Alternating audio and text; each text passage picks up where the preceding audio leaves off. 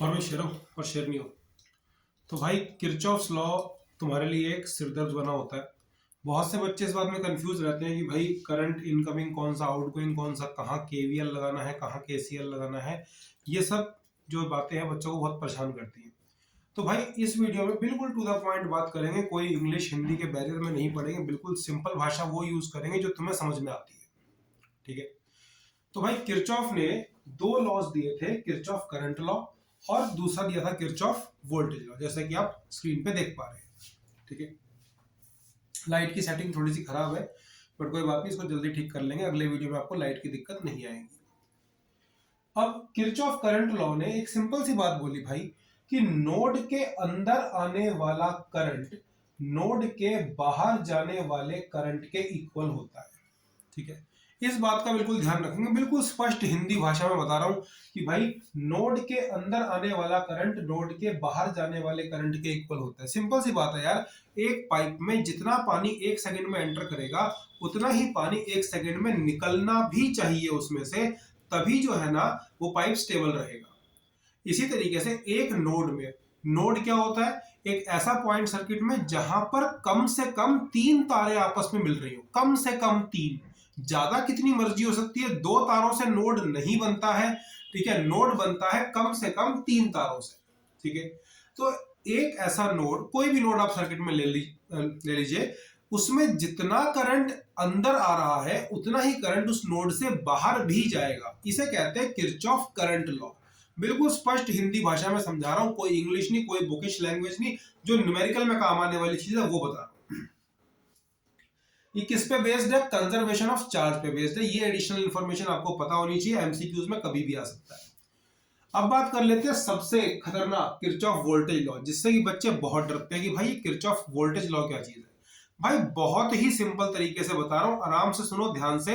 एक क्वेश्चन करवाऊंगा अभी, उसमें ये दोनों चीजें एप्लीकेबल होंगी और उसको अप्लाई करके दिखाऊंगा मैं आपको। देखिए, सबसे पहले एक डायरेक्शन डिसाइड कर लो, क्लॉकवाइज या एंटी क्लॉकवाइज।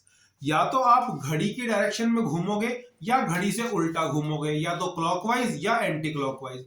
एक बार ये डायरेक्शन डिसाइड कर ली तो पूरे क्वेश्चन में आप इस डायरेक्शन को चेंज नहीं करेंगे। ठीक है।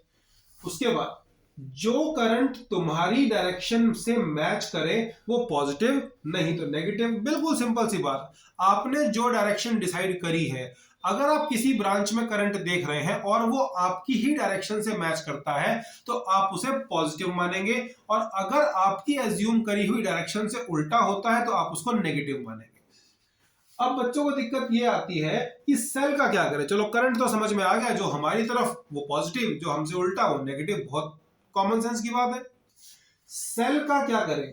अगर सेल का पॉजिटिव टर्मिनल पहले आ रहा है तो सेल पॉजिटिव, नहीं तो नेगेटिव।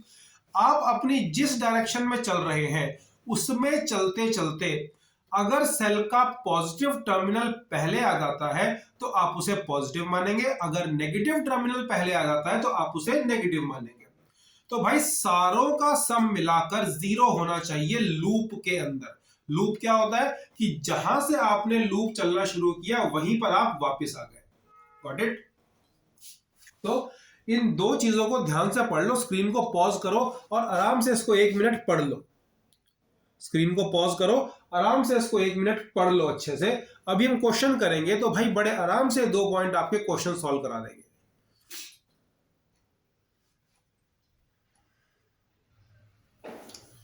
हाँ भी शेर हो और शेर नहीं हो। तो ये आपके लिए एक क्वेश्चन मैं यहां पे सॉल्व कर रहा हूं। आपको इस क्वेश्चन के अंदर I1, I2 और I3 के लिए 3 इक्वेशंस बना के दिखानी है। देखिए, किरचॉफ लॉ के लिए एक बहुत इंपॉर्टेंट बात बता रहा हूं। वैसे तो ये आपको 9-10 के मैथ्स में पता होनी चाहिए थी, फिर भी अगर नहीं पता तो इस बात का ध्यान रखिए। जितने वेरिएबल्स आपको फाइंड करने हैं ना, उतनी ही इक्वेशंस आपको बनानी है। जैसे यहां पर मुझे 3 वेरिएबल्स फाइंड करने, I1, I2 और I3, तो मुझे कितनी इक्वेशंस चाहिए होंगी? 3 इक्वेशंस चाहिए होंगी। ओनली 3 इक्वेशंस, क्योंकि 3 इक्वेशन से 3 वेरिएबल निकल सकते हैं। अब सबसे पहले देखते हैं, जब भी कभी आप किरचॉफ लॉ का न्यूमेरिकल सॉल्व करने लगे तो सबसे पहले सर्किट को नाम दे दो। तो भाई इसके नाम लिख दो, A, B, C, D, E और F। ठीक है, तो यहां पर हमने सर्किट को एक नाम दे दिया। सबसे पहले आप मुझे यह बताइए कि इसके अंदर नोड कौन सा है। क्या ए एक नोड है? नहीं, मैंने कहा था नोड वो होता है जिसमें से कम ना 3 तारे निकलती हो। ठीक है, क्या बी एक नोड है? नहीं, क्योंकि इसमें से भी 2 ही तारे निकल रही हैं। क्या डी एक नोड है? नहीं। ई एक नोड है? नहीं। पॉइंट इज दैट 3 तारे कहां से निकल रही हैं वो देखो। तो 3 तारे या तो यहां से निकल रही हैं या फिर यहां पर है। ठीक है, तो इसके अंदर 2 ही नोड है, एक एफ और एक सी। तो नोड पे क्या लगता है? Kirchhoff current law. बहुत ही सिंपल, जितना करंट अंदर आ रहा है नोड के उतना ही करंट बाहर भी जाएगा।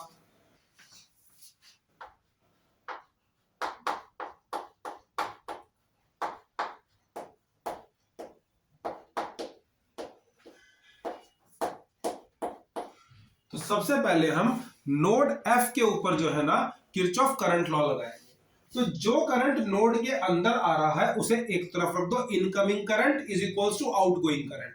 तो अंदर कौन सा आ रहा है भाई? I1 जो है ना वो नोड की तरफ आ रहा है, तो I1 को एक तरफ रख दो। और कोई करंट है जो अंदर आ रहा है? नहीं, और कोई करंट नहीं जो अंदर आ रहा है। I2 भी बाहर जा रहा है, I3 भी बाहर जा रहा है, ऐसे ही दिया गया सर्किट में। ये मैंने खुद नहीं बनाया, ये सर्किट में बना बनाया मिला था, तो इसको मैं चेंज नहीं करूंगा। जो बाहर जाने वाले करंट हैं उन्हें एक तरफ ऐड कर दो, यानी कि इनकमिंग करंट, जो करंट नोड के अंदर आ रहा है वही करंट नोड से बाहर भी जा रहा है। ठीक है, so I1 minus I2 minus I3 should be equal to 0। This is your first equation. ये आपने पहली इक्वेशन बना दी। तो 3 में से एक इक्वेशन तो आ गई। अब बाकी की 2 इक्वेशन कहां से आएंगी? किरचॉफ वोल्टेज लॉ से। किरचॉफ वोल्टेज लॉ में जैसा कि मैंने कहा था, सबसे पहले ना एक डायरेक्शन डिसाइड कर लो। मैंने एक डायरेक्शन डिसाइड कर ली।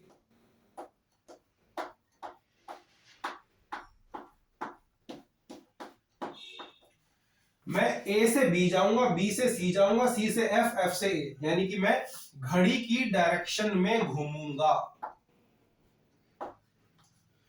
ए से बी जाऊंगा, बी से सी से एफ, एफ से ए।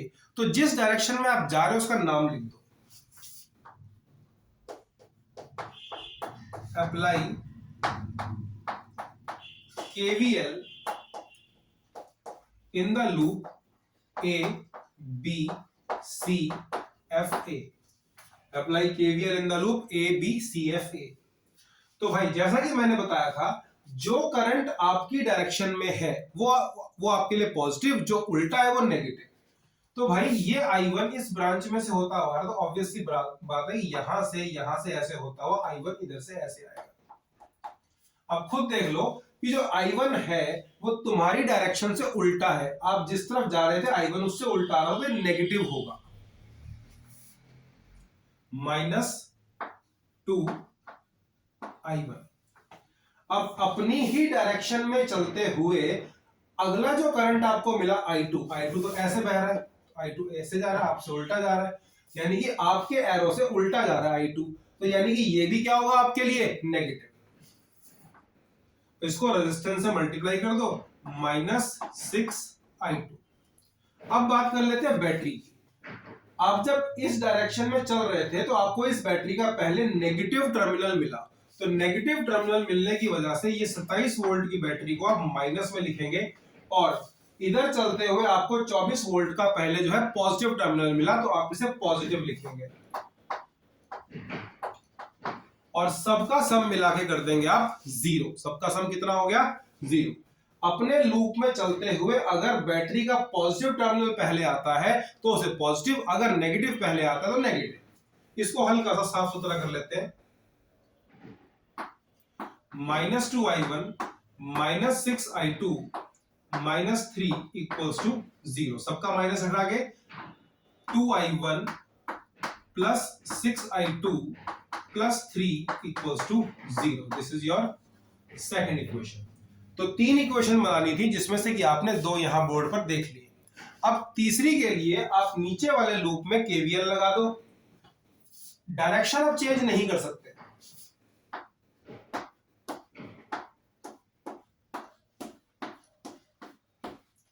डायरेक्शन अब ऐसे ही रहेगी। जब आप अपने लूप में जा रहे हैं F से C, C से D, D से E, E से F, तो भाई अब हम क्या करेंगे,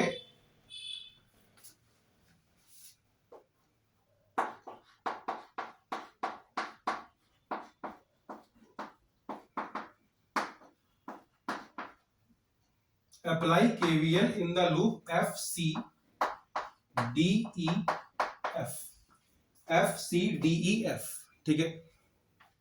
तो भाई अपनी डायरेक्शन में चलते हुए पहले 6 वोल्ट का पॉजिटिव टर्मिनल आ गया, तो यहां पर मैं क्या लिखूंगा, +6। अब अपनी ही डायरेक्शन में चलते हुए इस बार I2 मेरे साथ साथ जा रहा है, ये I2 था ना, तो ये भी I2 होगा, ये भी I2 होगा। अब I2 मेरे साथ साथ जा रहा है, तो अब मैं इसको पॉजिटिव मानूंगा और ये हो जाएगा प्लस, सॉरी ये यहाँ पे 27 वोल्ट था, मैंने गलती से इसे +6 लिख दिया, इट विल बी +27 और ये +6 I2 हो जाएगा। अब यहां से चलते हुए इधर जो 4 ओम है, इसमें I3 तो हमसे उल्टा जा रहा है, हम तो ऐसे जा रहे थे, I3 हमसे उल्टा जा रहा है, तो यहां पर हो जाएगा -4 I3 इक्वल्स टू 0। इसको थोड़ा सा साफ सुथरा कर लेते हैं, तो ये ऐसे लिख देंगे इसको, 6 I2